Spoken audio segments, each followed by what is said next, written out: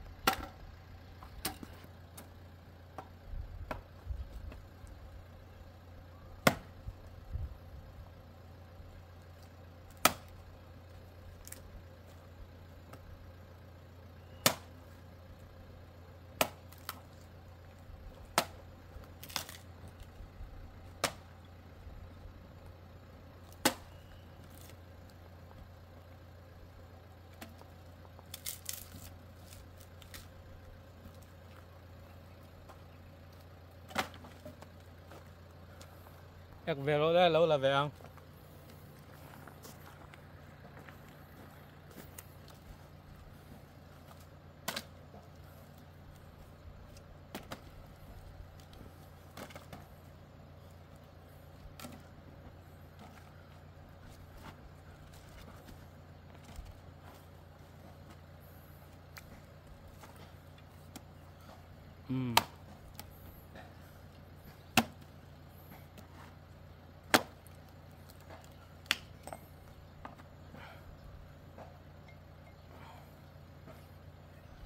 ใส่ปุ๋ยเฮียที่ยังละมาจน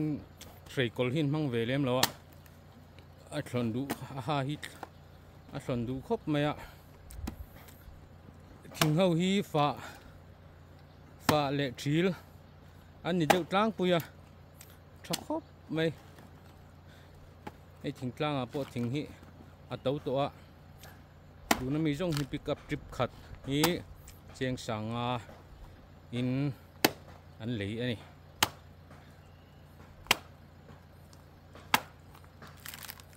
ทิ้งพวกให้เทียมครบไหม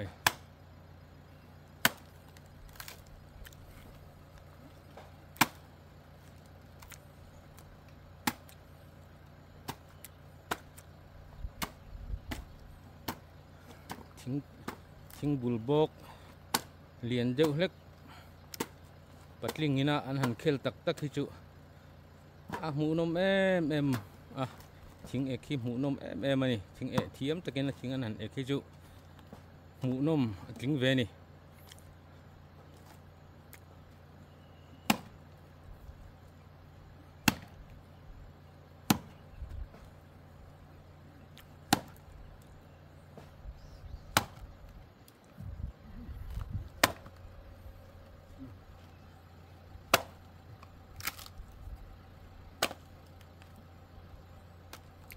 ยังเอาให้จู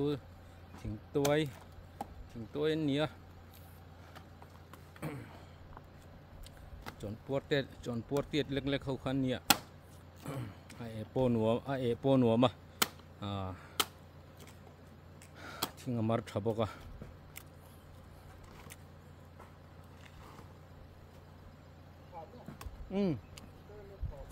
ไอ้การขัดไปกันไม่เลยตัวนี่อันต้มเจ้าตบรำหวยแล้วมากันเช็ดแล้วเดี๋ยวการเดินเนี่ยติดใจเนี่ยพวกสับเปลือกนี่เดี๋ยวจริงๆไอ้ยังไง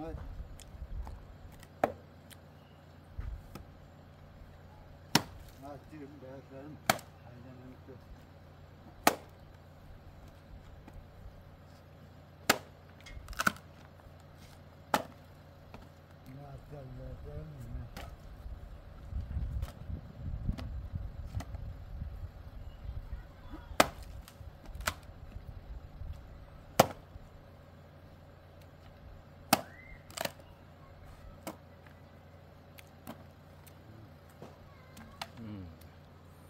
พูดขัดจีอมตาตัว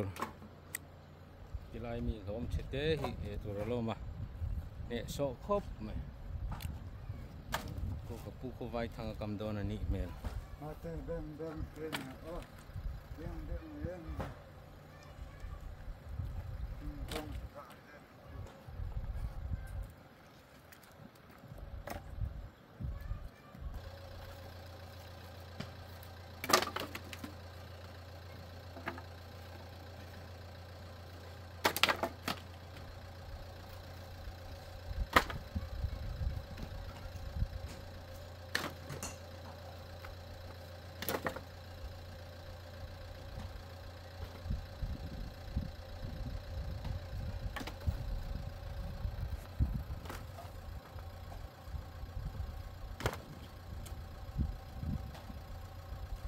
ยังที่ที่เห็นนี่อันนั้นคนนี้นั่นเชียมเลยเวกังนักกินอันคนทะเลเวกังถ้าโดนครบไหมคริสต์มาสกุมทาร์วเวตาวกชาเวลหันชุบนานจนินทะเลโดนครบไป pa ni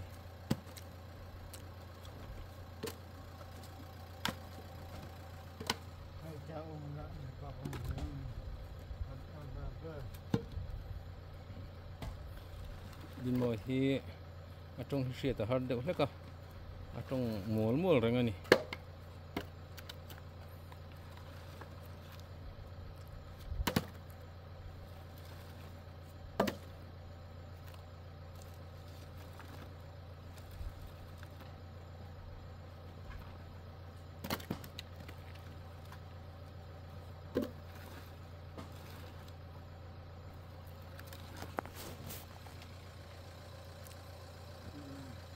kalau chok le ang che ơi kalau e chok le ang che mà cái này đâu cho ô đâu cho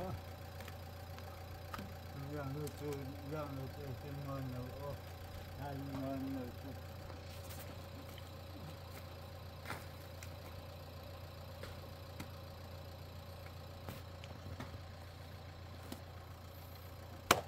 cái mảng cái đồ này thì cắt này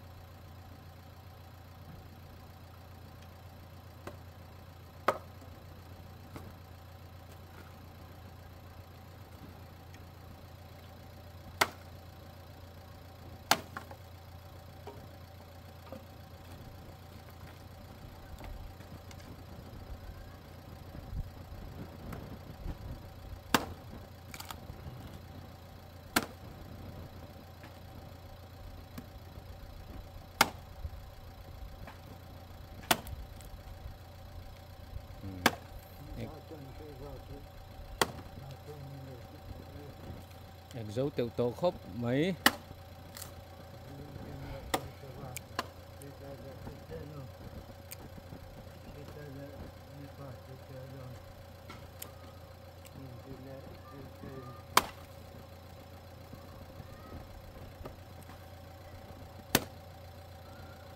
số ta càng khăn tuần ma chuan thính ệ tới hi mũ nôm truyền khó mày à bật linh na thính bùn bọc đeo đeo anh hàn khel cái mũ nôm em à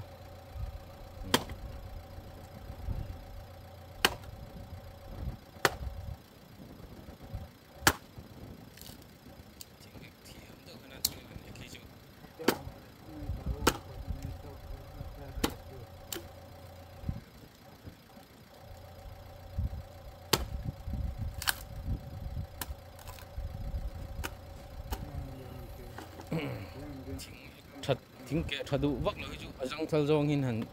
che kia là thính răng thal này mình sẽ răng thal chú ăn trăng rây thì đầu tiên đi mò mà sẽ cần vắt cái về vét đó răng thal này mình sẽ răng thal chú trăng rây thì đầu thì hi cái chuan cái experience về vắt lâu đi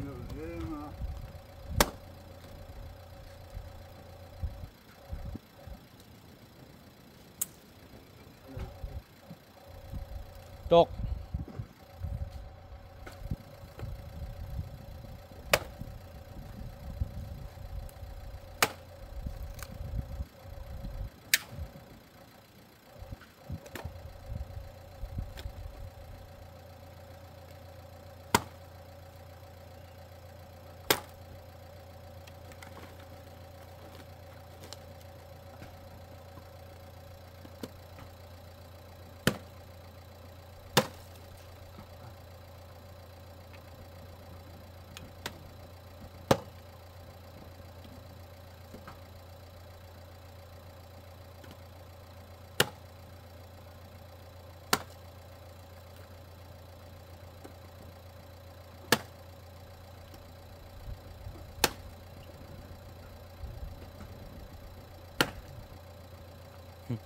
อันนี้คุณเช็คป๊บแม่แกถูดูดานถูพวกคงไอตัววักแล้ว